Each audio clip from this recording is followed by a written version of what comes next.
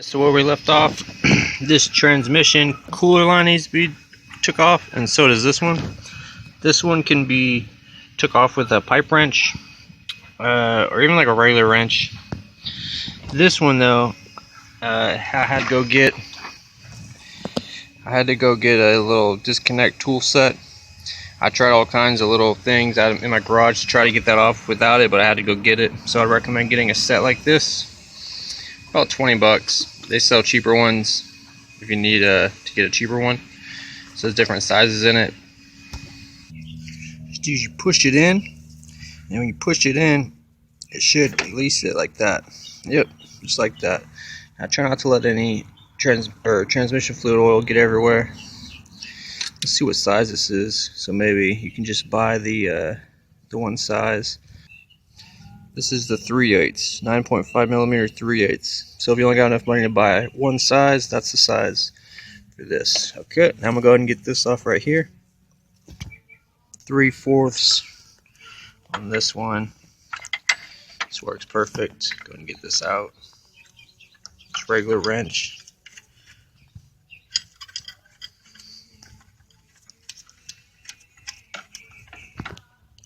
All right. So with these disconnected, oh shoot, it's leaking down there. Let's go ahead and try to plug that up or something. Okay, so down here is the 8 millimeter. You gotta get this hose line off, and then it should come out. Let's see. Yeah.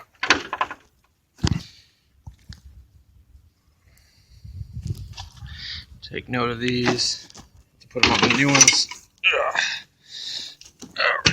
Alright. There it is.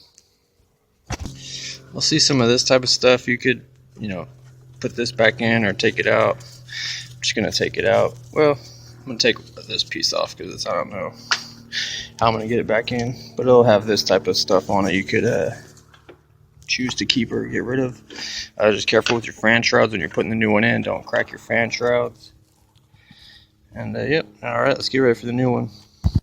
All right. Just match these up, make sure they're the same. They are. That's good.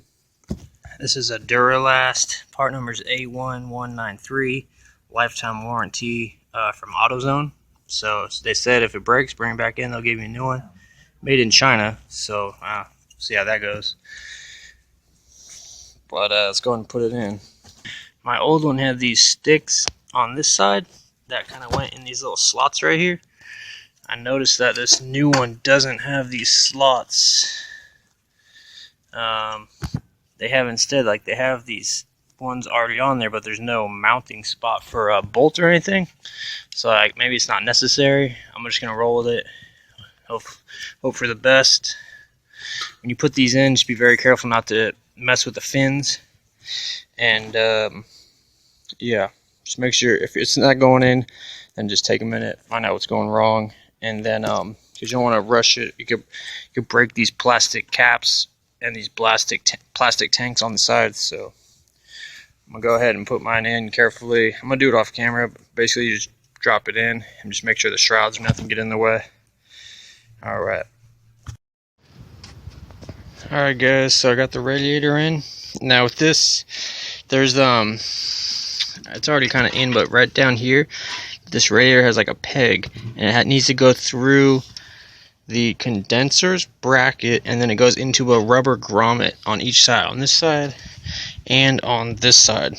Probably the most important part right now at the moment is getting those together right, because you need to get these condenser brackets lined up. Because there's one on the bottom and there's one on the top, like right here, to make sure this condenser is good. So you want to make sure this condenser, get the bracket set up right. Okay, like that.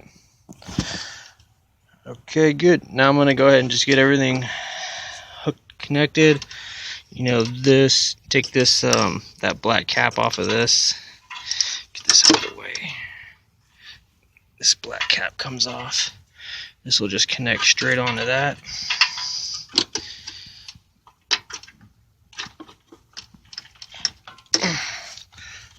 Alright, you should hear it kind of do a popping noise. Make sure that this guy down here gets mounted up right here. Has that 8mm. You might have to go get the little a little thread clip from the other one to put it on there so it could thread on right. Alright, I would put the lower hose on before this guy so you could have more room to get in there and get it on.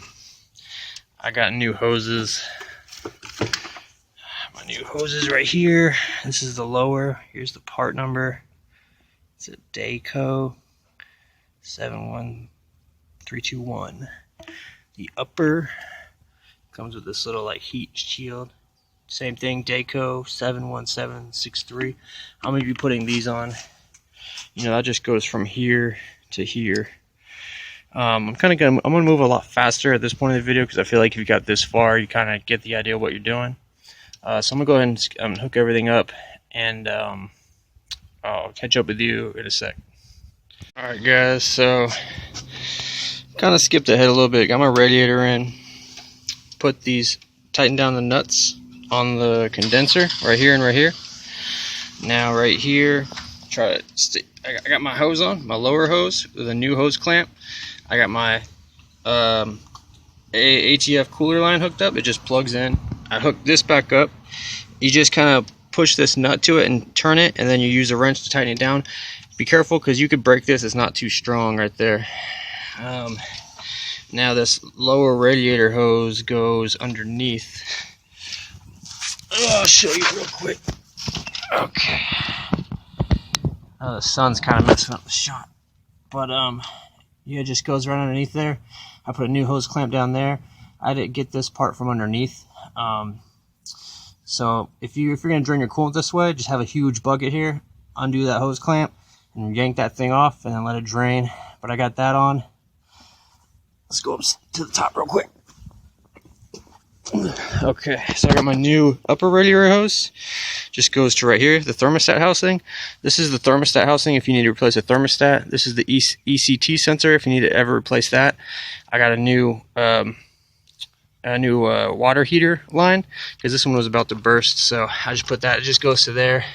Got a clamp right there. You get that off with pliers, and then it's just unscrew this hose clamp, put that in. So that was easy. I should have replaced this one too, but I didn't. Anyways, so now we're gonna go ahead and put the fans back on. So I'm gonna go ahead and do that. Basically, what you want to do, you're gonna slide your fan in. Make sure you get it in these spots, these slots. Put it in the slots, and then I think the top bracket goes on that. Same with this guy, this fan shroud. I'm gonna tape this down because that's good information. Tape it down. Same thing. Put this over here. I believe it'll just mount up to the bracket, and then it'll fill up with coolant. So I'm gonna go ahead and handle that, and I'll come back. Now I spray painted my top bracket, or I mean whatever this is, the mount, the radiator mount.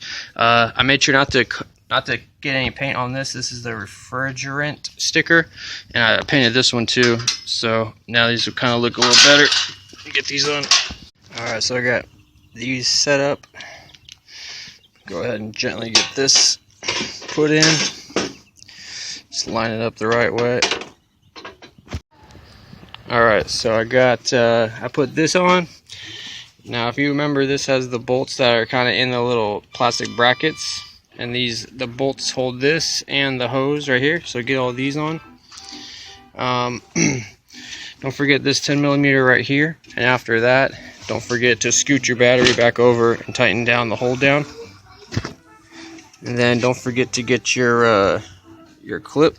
Turn my light on. This clip, remember that one? You connect it together and then push the red thing over to lock it. That's about it for now. I'm gonna start filling this up, and when this is full, I'm gonna let it run for about 10 minutes with this off, the cap off, just to kind of get any air bubbles out.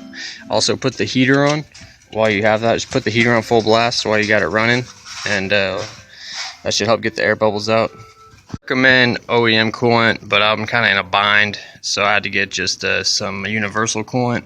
It's pre-diluted Peak. I'm gonna try it out.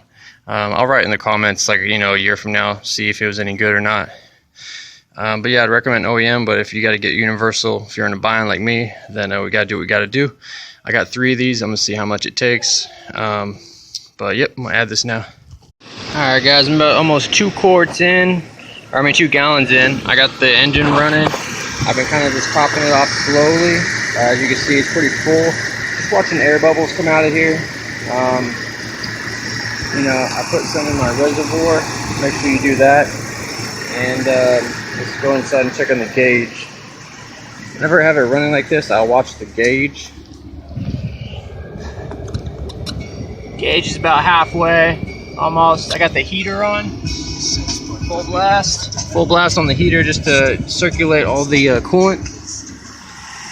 But yeah, this looks like it's. I'm gonna put the cap on it and go drive it. But you know, from about here, you're gonna be on your own. So good luck, and hopefully this works out for you. Put your cap on, go take it for a test drive, and you know, don't go too far, and then you should be good. All right, thanks for watching.